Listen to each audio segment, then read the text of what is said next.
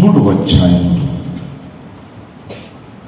మనం మొట్టమొదటి వచనం నుంచి మనం చూస్తూ ఉంటే రాజైన నెబుకద్నెజరు ఒక బంగారు ప్రతిమను దాన్ని చేయించి బబులోను దేశంలోని దూర అనేటువంటి మైదానములో దాన్ని నిలవబెట్టాడు అని వాక్యమంతా చెప్తుంది.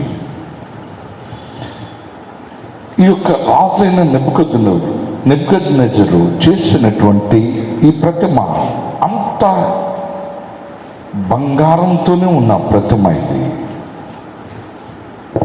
తెలిసిందా? ఆ ప్రతిమలో వెండి లేదు, ఆ ప్రతిమలో ఇత్తడి లేదు, ఆ ప్రతిమలో ఇనుము లేదు, ఆ ప్రతిమలో మట్టి కానీ ఇనుము కానీ కలిసినవి ఏవీ లేవు. అతడు నిలబెట్టిన ప్రతిమ కంప్లీట్గా బంగారంతో ఉన్న ప్రతిమ అని వాక్యం అంతా చెప్తుంది. ఎందుకని ఈ నెబుకద్నెజరు ఎందుకని బంగారంతో చేయబడిన దాన్ని నిలబెట్టాడు అని అంటే ఒక ప్రధానమైన విషయం మనం తప్పకుండా తెలుసుకోవాలి. ఇదివరకు ఈ రాజైన నెబుకద్నెజరుకి, బబులోను దేశపు రాజు ఈ నెబుకద్నెజరు, అయితే బబులోను దేశపు రాజైన నెబుకద్నెజరుకి ఇదివరకు ఒక కళ వచ్చింది. అయితే ఆ కళ రావటమే రాజు చాలా కలవరపడి రాజ్యంలో ఉన్న వారిని అందరినీ పిలిచినప్పుడు రాజ్యంలో ఉన్న జ్ఞానులందరూ వచ్చారు. శకునగాండ్రు, గారడి విద్య కలిగిన వాళ్ళు, ఇంకా కల్దీల్లో నుండి జ్ఞానులు అందరూ వచ్చారు. వస్తే వాళ్ళందరితో చెప్పాడు రాజు, నేను కన్న కలను చెప్పాలి, దాని భావాన్ని కూడా చెప్పాలి అన్నాడు. అంటే వాళ్ళు రాజుతోటి కొంచెం మాట్లాడారు. రాజా, మీరు కళ చెప్పండి, దాని భావాన్ని మేము చెప్తాం. అంతేగాని కళ చెప్పండి అని అంటే కళ ఎవరు చెప్పగలరు? అది మీరు కన్నా కళ. మీరు కన్నా కళని నేను ఎక్కడ చెప్తాం? అది మాకు సాధ్యం కాదు అని వాళ్ళు మాట్లాడుతూ వచ్చారు. నేను కన్నా కళ చెప్పాలి, దాని భావాన్ని చెప్పాలి, లేకపోతే మిమ్మల్ని అందరినీ మరణానికి అప్పగిస్తా అన్నాడు రాజు. ఏం చేసేది లేక వాళ్ళు కలవరపడుతున్న సమయంలో దానియేలుని అతని స్నేహితులను కూడా చంపేయాలని చూచాడు. ఆ సమయంలో దానియేలు రాజు దగ్గరికి వెళ్ళి చెప్పాడు, ఏంటంటే మీరు కన్న కళను నేను చెప్తాను, దాని భావాన్ని కూడా నేను చెప్తాను అని చెప్పాడు. నాకు కొంచెం సమయం ఇవ్వండి అన్నాడు. అన్నట్టుగానే సమయాన్ని ఇచ్చేసరికి దేవుడు దానియేలు అతని స్నేహితులు ప్రార్థించగా దేవుడు దానియేలుకి రాజు కన్న కళంతా చెప్పాడు, కళ భావాన్ని కూడా చెప్పాడు. ఆ కళలో రాజైన నెబుకద్నెజరు ఏం చూచాడో తెలుసా? ఒక పెద్ద ప్రతిమను చూచాడు. అంటే పెద్ద ఎత్తైన విగ్రహాన్ని చూచాడు. ఆ విగ్రహం యొక్క తల మేలిమి బంగారంతో చేయబడింది.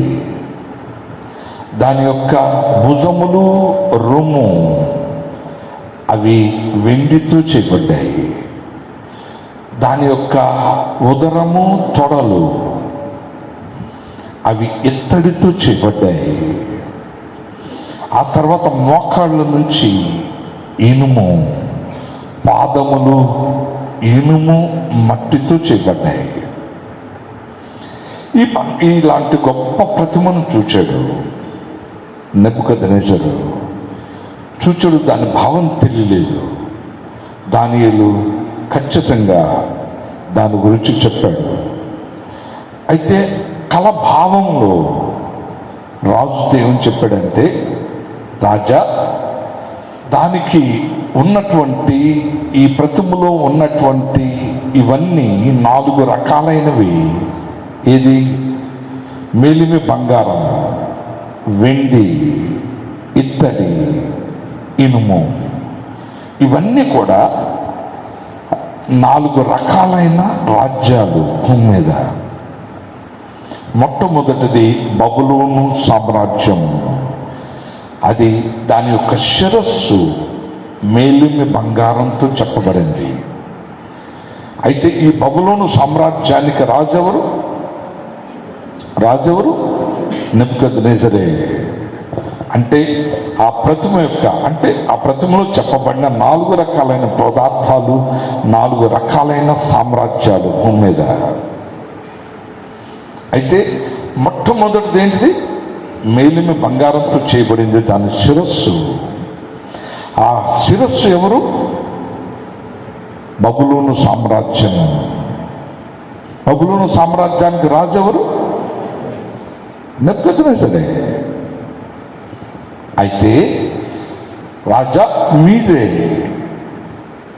ఒక అర్థం, మీరు మేలిమి బంగారం అంటే సామ్రాజ్యం మీది. దానియేలు చెప్పాడు ఇదంతా, దాని అర్థం చెప్పాడు తర్వాత. అయితే మీరు చనిపోయిన తర్వాత ఇంకొక మాదీయులు, పారసీకుల సామ్రాజ్యం, అవి 2గా ఉంటుంది. అందుకని మాదీయులు, పారసీకులు. పారసీకులు అంటే పర్షియన్స్, పర్షియా అంటే ఇరాన్, నేటి కాలంలో ఇరాన్ అన్నమాట. అయితే తర్వాత ఉదరము, తొడలు, ఇవి ఇత్తడి, ఇది గ్రీసు సామ్రాజ్యం.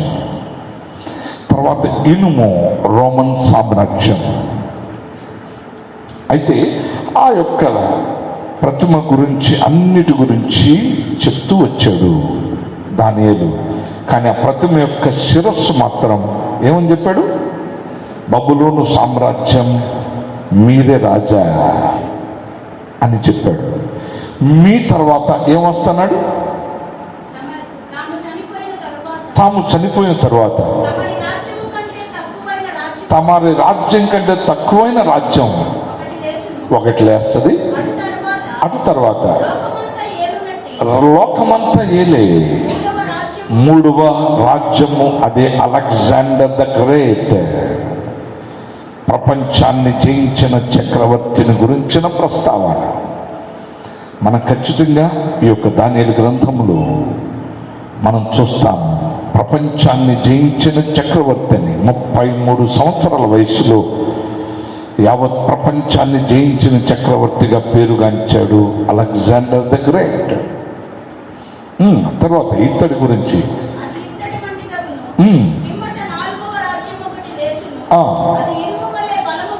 అది ఇనుములాగా బలంగా ఉంటుంది.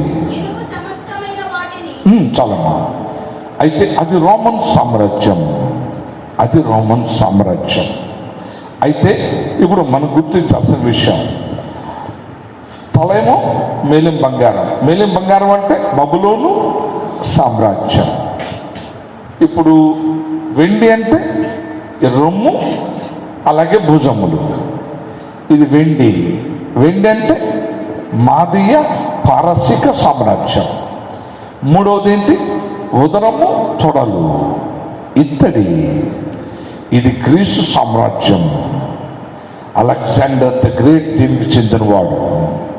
తర్వాత మోకాళ్ళ నుంచి అది ఇనుముతో చేయబడింది, అది రోమన్ సామ్రాజ్యం.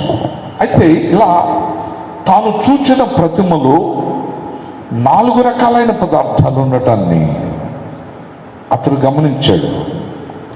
అయితే అతని సామ్రాజ్యం దేనికి ఏ పదార్థంగా ఉంది? మేలిమి బంగారంగా ఉంది. అవును కదా? ఇప్పుడు అతను ప్రతిమను దేంతో చేశాడు? మేలిమి బంగారంతోనే చేశాడు ప్రతిమంతా. అంటే ఈ నెబుకద్నెజరు యొక్క ఉద్దేశం ఏంటంటే, నేనే మొత్తం అంతా ఉండాలి, నా రాజ్యమే ఆది నుంచి అంతవరకు ఉండాలి. ఇంకొకడు నా తర్వాత అనేది ఉండకూడదు. ఇక అది చూసారా?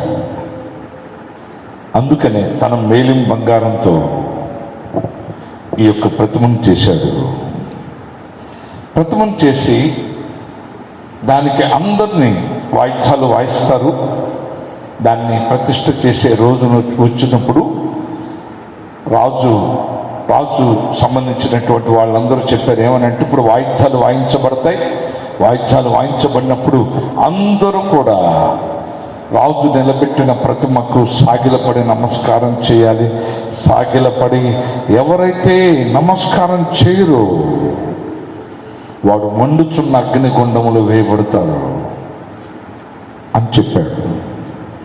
అని చెప్పిన తర్వాత అప్పుడు అందరూ వాయిద్యాలు వాయించడమే వెంటనే ఆ ప్రతిమకు సాగిలపడి నమస్కారం చేస్తున్నారు.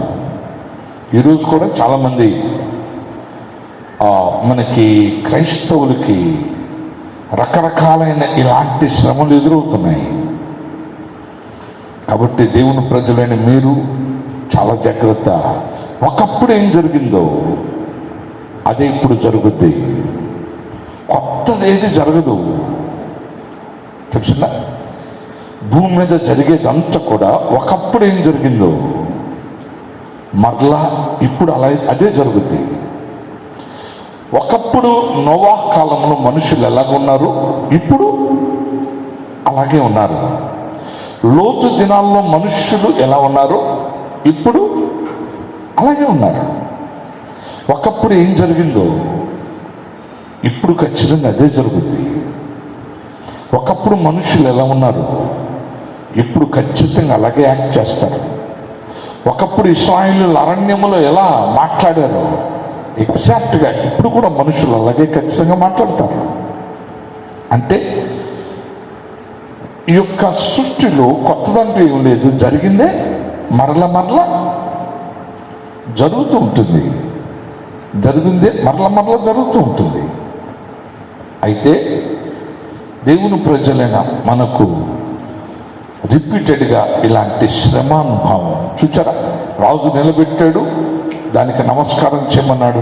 నమస్కారం చేయని వాళ్ళని అగ్నిగుండంలో పడవేయమన్నాడు. ఇలాంటి శ్రమలు క్రైస్తవ సంఘానికి ఎదురు కాబోతున్నాయి. కాబట్టి దేవుని ప్రజలైన మీరు అప్రమత్తంగా ఉంటూ బలంగా ప్రార్థించాలని, మీరు విశ్వాస సంబంధంగా మీరు నిలవాలని ప్రత్యేకంగా నేను మీ అందరికీ మనవి చేస్తూ ఉన్నాను. రాబోయే కాలంలో దేవుని సంఘానికి ఎదురయ్యే శ్రమ ఇంకా ఎక్కువగా ఉంటుంది అని చెప్పడంలో ఎటువంటి సందేహం లేనే లేదు. అయితే చూడండి, రాజు చెప్పాడు ఎవరైతే నమస్కరించారో వాళ్ళని తీసుకుని వెళ్ళి అగ్నిగుండంలో పడవేయమని. అయితే కొందరు మనుష్యులు కల్దీలలో 8వ వచనం, ఆ సమయం మందు కల్దీలలో కొందరు ముఖ్యులు వచ్చి యూదుల పైన కొండెములు చెప్పి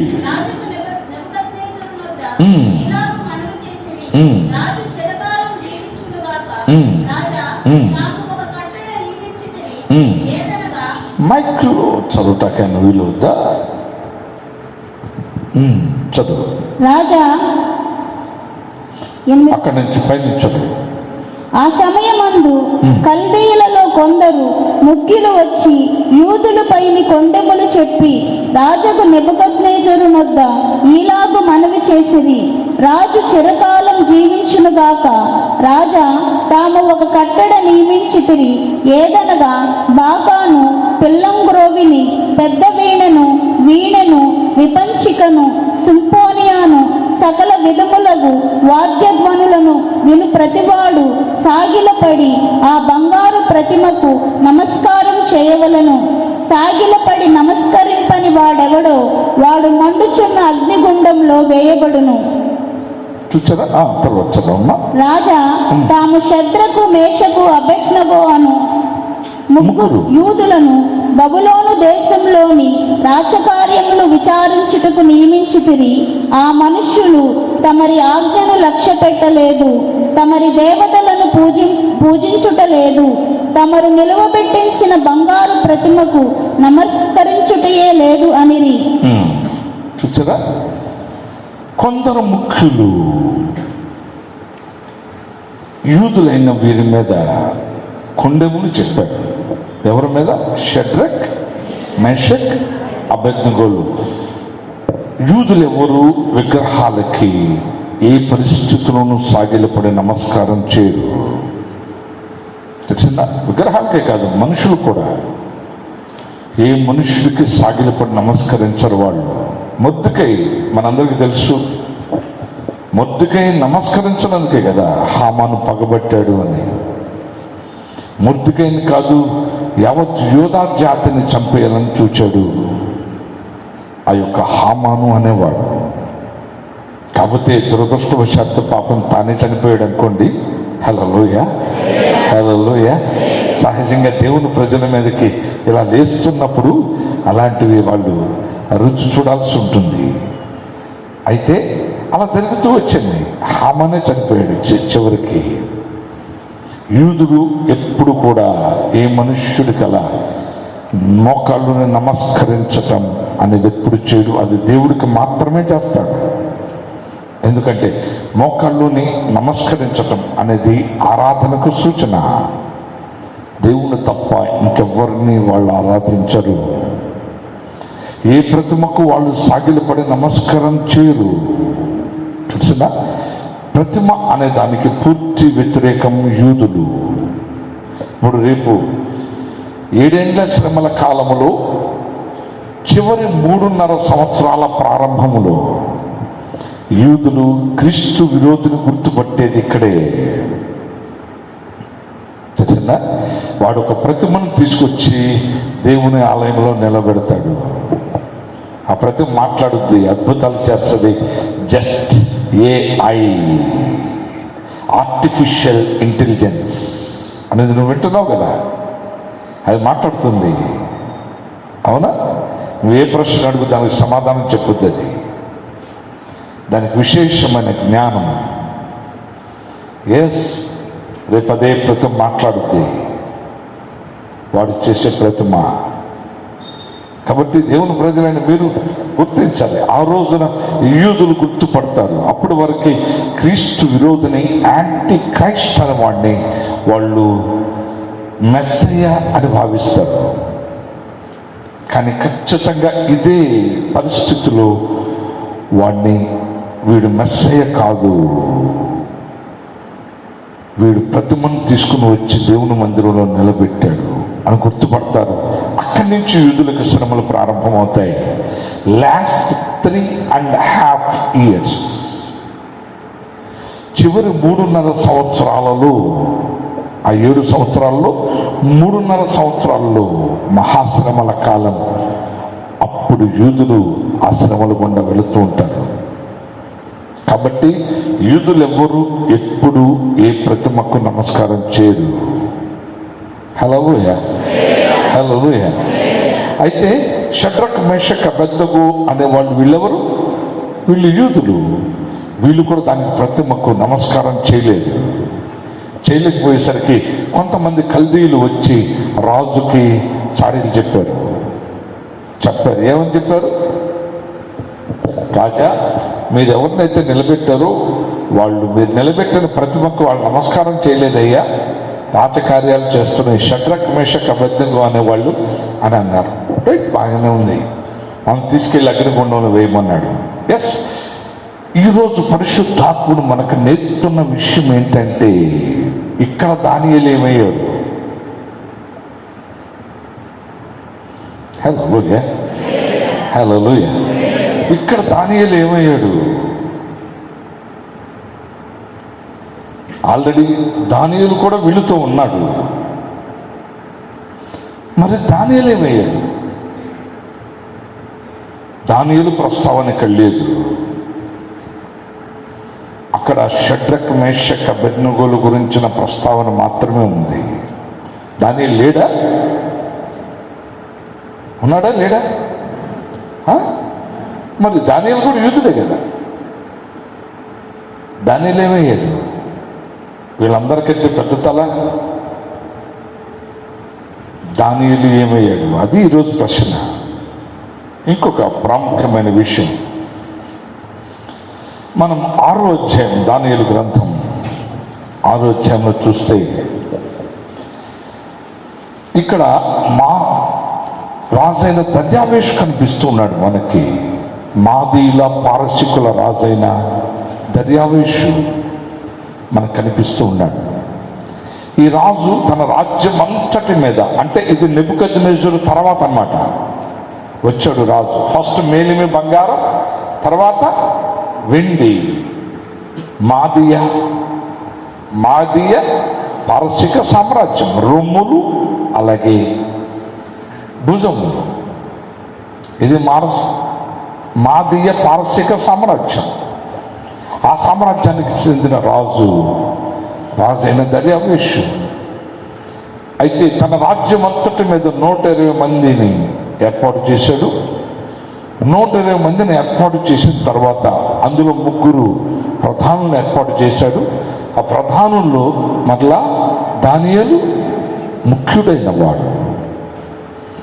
అయితే కొంతమంది దానియేలును చూచారు, అరే ఎక్కడి నుంచో వచ్చి ఇతను మన మీద రాజ్యాధికారం చేయటం ఏంటి, ఇతన్ని ఏదన్నా తప్పు పట్టుకున్నాం, ఇతన్ని ఎలాగైనా సరే ఆ స్థితిలో ఉండనివ్వకూడదు, మనం అతన్ని ఎలాగైనా దించేయాలి అని కొంతమంది అసూయపరులు పూనుకుని అతని గురించి ఏదో ఒక నేరాన్ని కానీ తప్పును కానీ పట్టుకోవాలని ఉన్నారు. అయితే వాళ్ళకి ఏ తప్పు కనిపించలే. చివరికి దానియేలు చేస్తున్న ప్రార్థన వాళ్ళకి తప్పుగా కనిపించింది. అంటే తప్పని కాదు, వాళ్ళ ప్లాన్కి ఒక ఆసరా దొరికింది. దానియేలును పట్టుకోవటానికి వాళ్ళ ప్లాన్కి ఒక ఆసరా దొరికింది.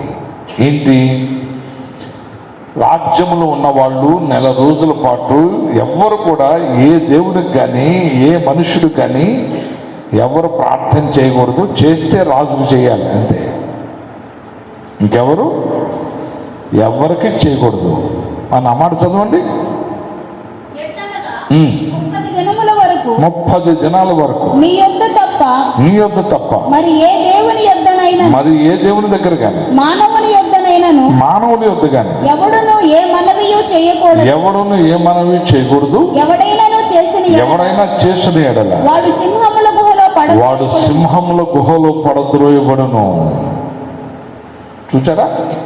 ఇప్పుడు ఇదంతా ఎవరి మీద టార్గెట్? ఇది కేవలం దానియేలు మీద టార్గెట్.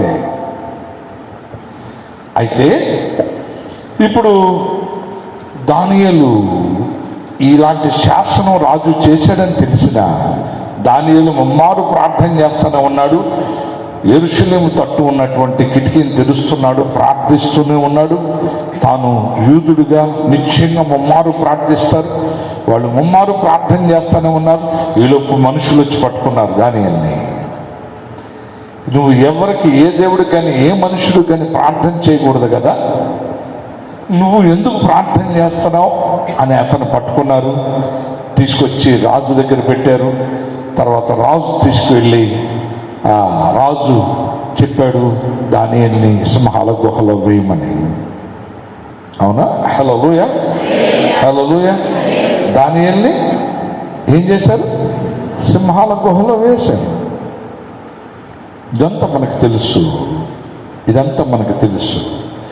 అయితే ఇక్కడ షద్రక్ మేషక్ అబేద్నెగోలు ఏమయ్యారు? హల్లెలూయా. వాక్యం చదివేటప్పుడు అంత విచిత్రమైన, నేను ఇప్పుడు ఇక్కడ వర్తమానం చెప్దామని వస్తే పరిశుద్ధాత్మ నాతోటి ఏదేదో చూద్దాం అని నేను చాలా చూస్తూ ఉన్నాను కొత్త నిబంధనలో నుంచి. కానీ పరిశుద్ధాత్ముడు దీనికి ఒక్కదానికి గ్రీన్ సిగ్నల్ ఇచ్చాడు. అందుకనే ఇదే మాట్లాడుకుంటున్నాను. ఇక్కడ షద్రక్ మేషక్ అబేద్నెగోలు ఏమయ్యారు? అక్కడ దానియేలు ఏమయ్యాడు? అది ప్రశ్న. అంటే నేనైతే అనుకుంటున్నాను అక్కడ దానియేలు ఉన్నాడు, ఇక్కడ షడ్రక్ మేషక్ అబేద్నెగోలు కూడా ఉన్నారు. మరి దానియేలు అక్కడ ఉంటే మరి దానియేలుని ఎందుకు పట్టుకోలేదు? ఇక్కడ షడ్రక్ మేషక్ అబేద్నెగోలు ఉంటే ఇక్కడ షడ్రక్ మేషక్ అబేద్నెగోలను ఎందుకు పట్టుకోలేదు? ఎస్, ఇదే ఒక అద్భుతమైన విషయం. నువ్వు బాగా గమనించాలి. ఇందులో ఉండి ధ్యానిస్తుండగా ఒక అద్భుతమైన విషయాన్ని పరిశుద్ధాత్మ నాకు బోధించాడు. అదేం చెప్పమంటారా? చెప్పమంటారా వద్దంటారా? రైట్, నువ్వు జాగ్రత్త వినాలి. ఇక్కడేమో షడ్రక్ మేషక్ అబేద్నెగోల దగ్గర దానియేలు నిశ్చయంగా ఉన్నాడు. అక్కడ దానియేలుతో పాటు షడ్రక్ మేషక్ అబేద్నెగోలు కూడా ఉన్నారు. అయితే ఫస్ట్ ఎప్పుడు కూడా షడ్రక్ మేషక్ అబేద్నెగోలు వాళ్ళ మీదే దృష్టి పెట్టారు. ఎవరు? కల్దీయులలో కొందరు ముఖ్యులు. అది ఎందుకని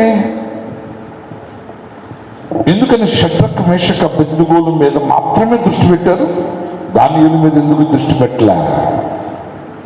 అంటే దానియేలు ఎవరో తెలుసా మీకు? రాజు కోర్టులో ఉండేవాడు.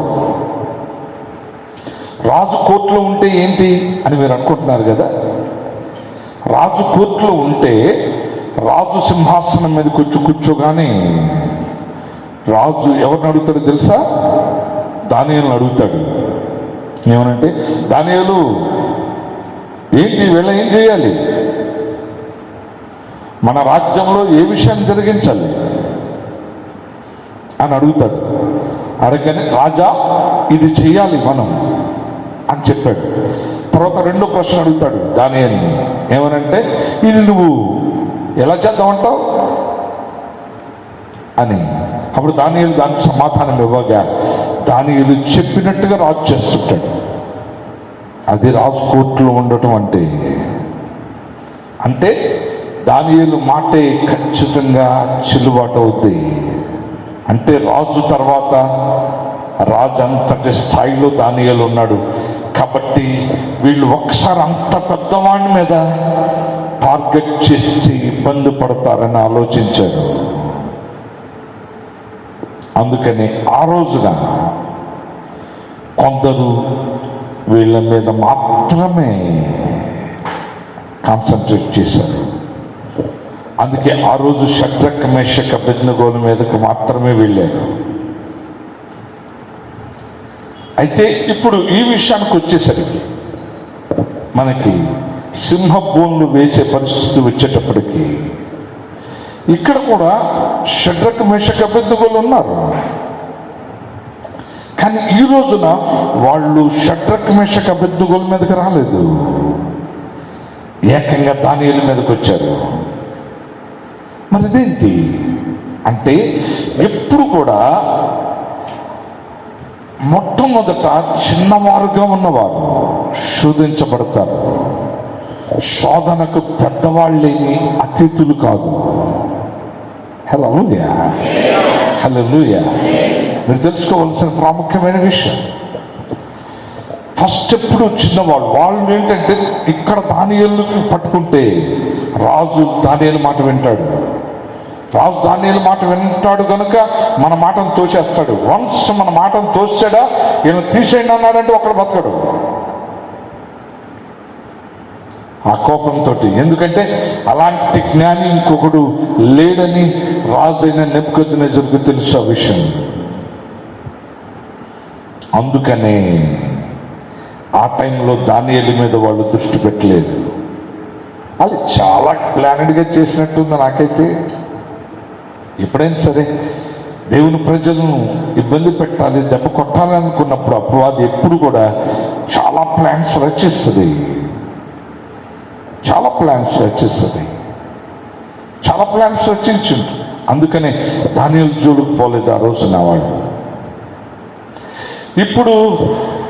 ఇప్పుడు చిన్నవాళ్ళుగా అంటే వీళ్ళు చిన్నవాళ్ళుగా కనిపిస్తున్న వీళ్ళు ఎవరు కనిపించట్లప్పుడు ఇప్పుడు దానియేలు మీదకి వచ్చారు వాళ్ళు.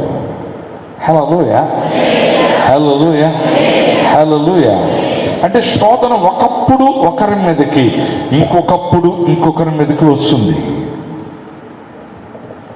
శోధనకి ఎవరు అతీతులు కాదు. ప్రతి వారు తప్పక శోధించబడతారు. ఎవరి టైంలో వాళ్ళు శోధించబడతారు. హల్లెలూయా, హల్లెలూయా. అయితే ఇద్దరూ శోధించబడ్డారు.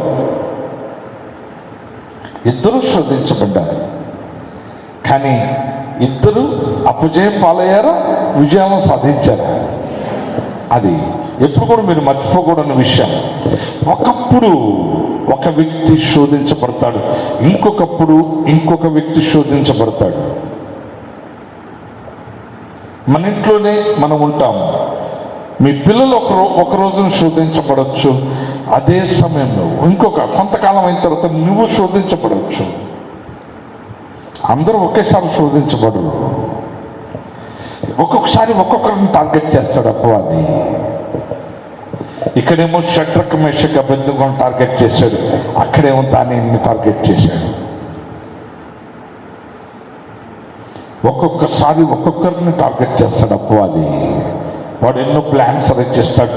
ఎన్ని ప్లాన్స్ రచించినా చివరికి దేవుడు తన ప్రజలకు విజయాన్ని ఇచ్చేది ఎవరు? దేవుడు. హల్లెలూయా, హల్లెలూయా, హల్లెలూయా. శోధనలకు భయపడొద్దు, శ్రమలకు భయపడొద్దు. దేవుడు మనకున్నాడు. ఆయన మనకు అన్యాయస్తుడేం కాదు. మన కోసం రక్తాన్ని కార్చి ప్రాణాన్ని పెట్టిన దేవుడు. ఆయన మనల్ని ఎప్పుడు విడిచిపెట్టలేదు. ఆయన ఎప్పుడు మనల్ని మరవలేదు. హల్లెలూయా, హల్లెలూయా, హల్లెలూయా. కాబట్టి ఏ పరిస్థితులను, ఏ శోధన, ఏ శ్రమ, ఏ బాధకు నువ్వు కుంగిపోవద్దు, కుమిలిపోవద్దు. ఇన్ని ప్లాన్స్ రచించాడు అపవాది దానియేలుని టార్గెట్ చేసి పట్టుకోవటానికి, షడ్రక్ మేషక్ అబేద్నెగోను టార్గెట్ చేసి పట్టుకోవటానికి. కానీ వాడి ప్లాన్స్ అన్నీ ఏమైనాయి? వాడి ప్లాన్స్ అన్నీ పటాపంచలు చేశాడు దేవుడు.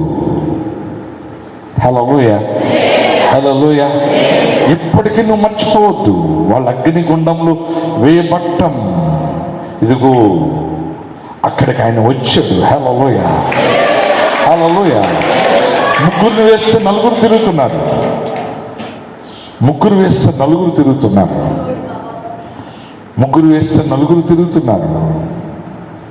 తెలిసిన దేవుడు తన ప్రజల్ని ఎప్పుడు మరువడు. దేవుడు తన ప్రజల్ని ఎప్పుడు విడిచిపెట్టడు. కనుక నీకు కలిగిన శ్రమలలో, బాధలలో, కష్టాల్లో, కన్నీళ్ళు, నేను ఒంటరిని అని నువ్వు ఎప్పుడు అనుకోవద్దు. ఎందుకంటే మనం ఎప్పుడు ఒంటరి కాము.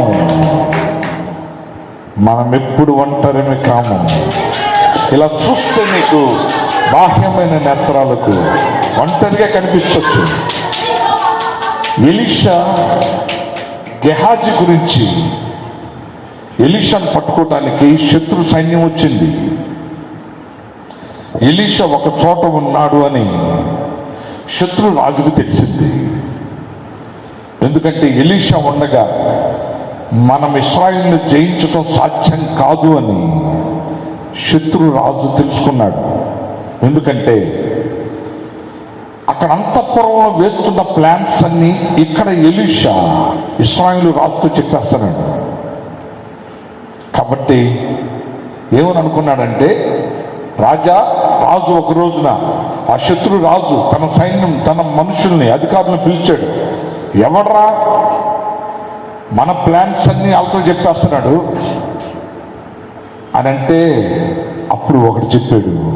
ఏమని చెప్పాడంటే, రాజా, మనలో ఎవ్వడూ లేడు వారి పక్షాన, కానీ వారిలోనే ఒక అతను ఉన్నాడు, ఎలీషా అనే ఒక ప్రవక్త. మీరు అంతఃపురంలో మాట్లాడే మాటలను అతను వింటాడు. అక్కడ అతను రాజుకు అన్ని విషయాలు చెప్తున్నాడు. అందుకనే మన ప్లాన్స్ అన్ని పోతనే అని అన్నాడు. అని అంటే, అలాగా అయితే అతన్ని పట్టేద్దాం అని చెప్పి శత్రురాజు సైన్యాన్ని పంపించాడు. ఒకరోజు ఉదయాన్నే ఎలీషా లేచేసరికి, ఇంట్లో నుండి బయటకు వచ్చి చూసేసరికి తన చుట్టూ శత్రు సైన్యం ముట్టడి వేసి ఉంది. ముట్టడి వేసి ఉండేసరికి గెహాజీ అనేవాడు చూశాడు. ఆయన పనివాడు ఉన్నాడు కదా, వాడు చూశాడు.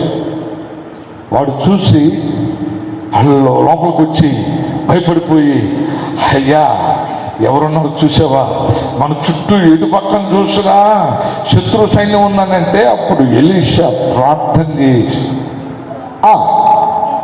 యెహోవా వీడు చూస్తున్నట్లుగా దయచేసి వీడి కళ్ళు తెరువు అన్నాడు. ఎలీషా ఎవరి గురించి ప్రార్థన చేశాడో తెలుసా? గెహాజీ గురించి ప్రార్థన చేశాడు. ప్రభువా వీడు శత్రువులు చూసి భయపడిపోతున్నాడు, ఒకసారి వీడి కళ్ళు తెరువు, నా చుట్టూ ఎవరున్నారో తెలుస్తుంది. హల్లెలూయా, హల్లెలూయా, హల్లెలూయా. ఈ గెహాజీ అనేవాడు అనుకుంటున్నాడు, నేను ఒక్కడినే అనుకుంటున్నాడు వీడు, నేను ఇక్కడ నిలబడి ఉంటే నేను ఒక్కడినే అనుకుంటున్నాడు వీడు. అందుకని ప్రభువా నువ్వు వీడు కళ్ళు తెరువు, ఒకసారి వీడు చూస్తాడు నా చుట్టూ ఎవరున్నారు అని అనగానే దేవుడు గెహాజీ కన్నులు తెరిచాడు. గెహాజీ కన్నులు తెరవగానే గెహాజీ చూచాడు, ఎలీషా చుట్టూ ఏమున్నాయి చదవమ్మా.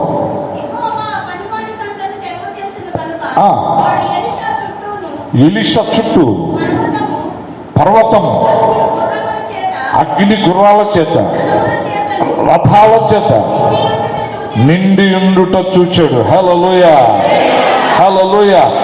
అగ్ని రథాలు, గుర్రాలు ఎలీషా చుట్టూ ఉన్నాయి. అంటే ఆల్రెడీ హెవెన్ అక్కడ రెస్పాండ్ అయ్యి వచ్చేసింది. కానీ ఎలీషా ఎలా కనబడుతున్నాడు, ఎలా కనిపిస్తున్నాడు? ఒంటరిగా కనిపిస్తున్నాడు.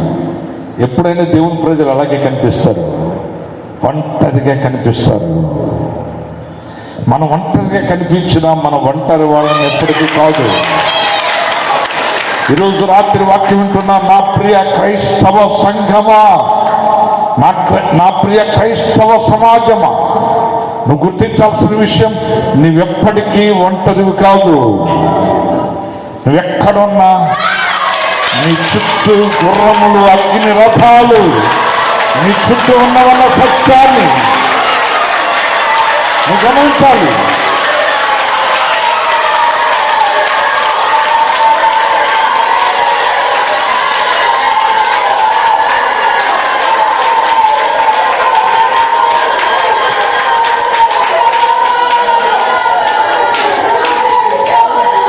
అప్పుడు సింపుల్గా ఎలీషా ఒక మాట అన్నాడు.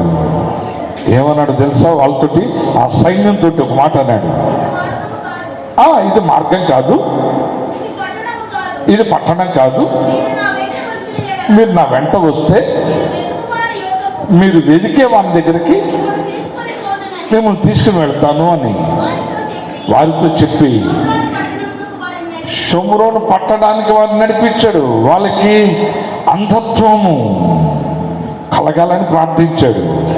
అంతే, వాళ్ళు ఇలా చూస్తున్నారు కానీ చూస్తున్నది ఏంటో తెలియట్లే వాళ్ళకి. హల్లెలూయా, హల్లెలూయా. ఇది మార్గం కాదు, ఇది పట్టణం కాదు, మీరు ఎవరి కోసం వెతుకుతున్నారో వాళ్ళ దగ్గర తీసుకెళ్తానని ఎలీషా వాళ్ళతో పాటు నడుస్తుంటే వాళ్ళందరూ ఆయన వెనక నడుస్తున్నారు. ఇక హల్లెలూయా, హల్లెలూయా. వాళ్ళు ఎవరిని పట్టుకోవటానికి వచ్చారు? ఎలీషాని పట్టుకోవటానికి వచ్చారు. వాళ్ళు ఎవరి దగ్గరికి వెళ్ళారు తెలుసా? ఇశ్రాయేలీయుల మధ్యకి వెళ్ళారు. హల్లెలూయా, హల్లెలూయా.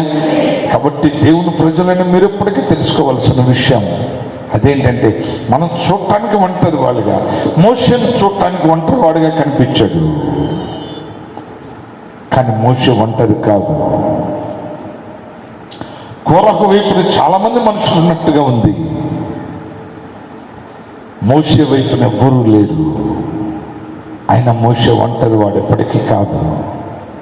కాబట్టి దేవుని ప్రజలమైన మనం నువ్వు ఎప్పటికీ మర్చిపోకూడని విషయం, నీవు ఎప్పటికీ ఒంటరి దానివి కాదు.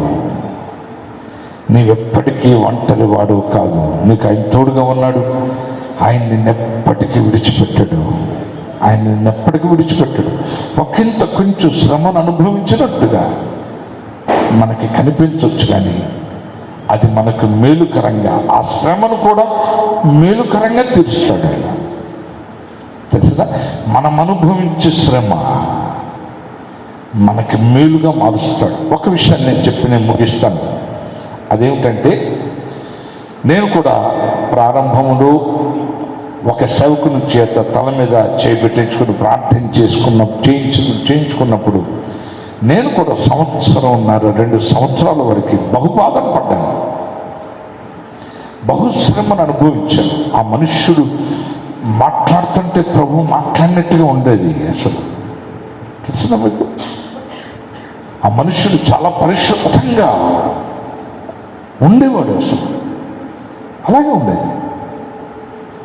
ఆయన మాట్లాడుతుంటే చాలా గొప్పగా ఉండేది. అసలు అటువంటి మనుష్యుడు మంచి ప్రార్థనాపరుడు, మంచి అద్భుతమైన భక్తి చేసేవాడు. కానీ ఆ మనుషుడు ఆమె తల మీద చేపెట్టాడు అంతే.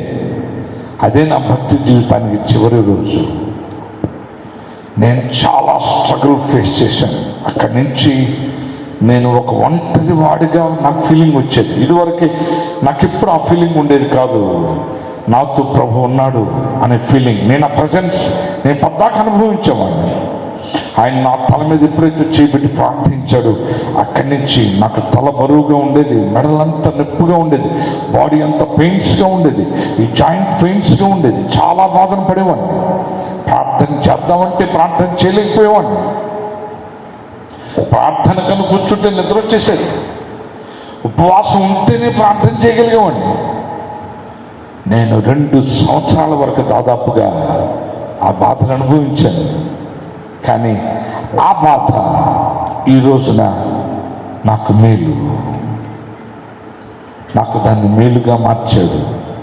సత్య సంబంధమైన దాన్ని గుర్తించడానికి, సత్యం కాని దాన్ని విడిచిపెట్టడానికి దేవుడు నాకు అవకాశం ఇచ్చాడు.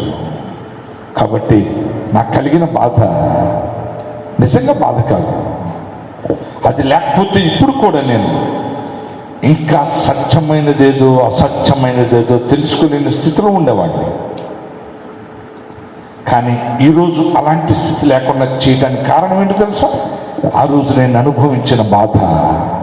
కాబట్టి బాధ నాకు బాధ అయిందా? బాధ నాకు మేలైందా? రైట్. నువ్వు అనుభవించే బాధ కూడా అంతే. నువ్వు అనుభవించే బాధ కానే కాదు, ఒక రోజున ఈ బాధ నీకు మేలుగా మారుతుంది. చెప్పండి కూడా మనం భయపడతాం. హల్లెలూయా. కాబట్టి దేవుని ప్రజలైన మీరందరూ గుర్తించాల్సిన విషయం, ఈవేళ ఒక అద్భుతమైన విషయాన్ని పరిశుద్ధాత్ముడు మనతో మాట్లాడాడు. నిజంగా నేను ఇక్కడికి వచ్చిన తర్వాత ఆయన మాట్లాడుతూ ఉన్నాడు. ఇదంతా నేనైతే ఈ వాక్యం చెప్పాలని అనుకోలేదు. తిమోతికి రాసిన మొదటి పత్రికలోది ఆ మెసేజ్ చెప్తాడేమో అని అనుకున్నాను ఆయన, కానీ అది చెప్పడానికి నన్ను ఎలవ్ చేయలేదు ఆయన. అందుకని ఆయన ఈ విషయాన్ని మాట్లాడాలని ఉద్దేశించారు. అందుకని ఈ విషయాన్ని ఒక విశేషమైనదిగా మాట్లాడుతూ వచ్చారు. కాబట్టి ఒకప్పుడు ఒకరు, ఇంకొకరు మనం ముగింపుకు వస్తున్నాం, శోధించబడతాం. కాబట్టి అంటే ఎందుకు అలా శోధించబడతామంటే, అందరిని ఒకేసారి టార్గెట్ చేయడం అది. ఒకసారి ఒకరిని, ఇంకొకరిని టార్గెట్ చేస్తాడు. ఒకసారి చిన్నవారిని చేస్తే ఇంకొకసారి పెద్దవారిని టార్గెట్ చేస్తాడు. ఎవరి టైంలో వాళ్ళు శోధించబడతారు. శోధించబడ్డ దానియేలు, షడ్రక్, మేషక్, అబేద్నెగోలు వాళ్ళు ఒంటరి వాళ్ళు కాదు కనుకనే సింహబోనులు దేవుడు సింహాల నోళ్ళను మూసాడు. అలాగే అగ్నిగుండంలో ఇదిగో తన దూతను పంపి ఆయన వారిని రక్షించాడు. కాబట్టి దేవుని ప్రజలైన మీరు గుర్తించాలి ఈ సత్యాన్ని. మనం ఎప్పటికీ ఒంటరి వాళ్ళం కాదు అన్న సత్యాన్ని మీరు గుర్తించండి. నేను ఒంటరిదానను అనే భావనే నిన్ను ఒక బలహీనమైన వ్యక్తిగా మారుస్తుంది. ఆయన ఎందు విశ్వాసం ఉంచిన నీవు, ఆయన వెంబడిస్తున్న నీవెప్పటికీ ఒంటరి వ్యక్తి కానే కాదు. ఆయన నీకోసమే పరలోకం నుంచి దిగి వచ్చాడు. నీకోసమే తన పరిశుద్ధమైన రక్తాన్ని కలువరి శిలువలో చెందించాడు.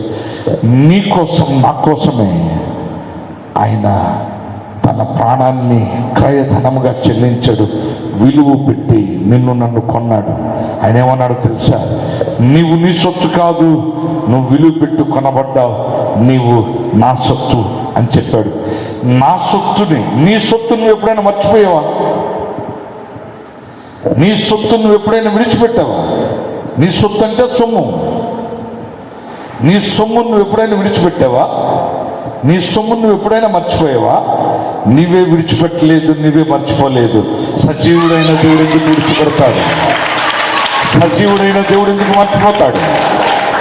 కాబట్టి అలాంటి ఆలోచన తీసివేసి ధైర్యముగా ప్రభులు నిలుద్దాం, ప్రభు కోసం సాగుదాం. దేవుడి కొద్ది మాటలు మనం వెనుకల్లో ఉంచను గాక. ప్రార్థన చేసుకుందాం. ప్రియ తండ్రి రాజా, మీకే వందనాలు. ఈ రాత్రి మీరు మాట్లాడిన ఒక అద్భుతమైన విషయానికి వందనాలు, స్తుతులు, స్తోత్రాలు. విన్న వాక్యం మా అందరి హృదయాల్లో ఫలింపచేయమని ప్రార్థిస్తున్నాను. కొన్ని బిడ్డలు బయలుదేరి వారి గృహాలకు వెళ్తున్నారు. నీ బిడ్డలందరినీ సురక్షితంగా, క్షేమంగా వారి గృహాలకు చేర్చి మహిమ పొందండి. రేపు రాత్రి పేడన తోటములో జరిగేటువంటి ఉపవాస మనోహర పండుగ మీకు మహిమకరంగా, మా అందరికీ దీవెనకరంగా మీరు జరిగించి మహిమ పొందమని విన్న వాక్యం మా అందరి హృదయాల్లో ఫలింపచేయండి.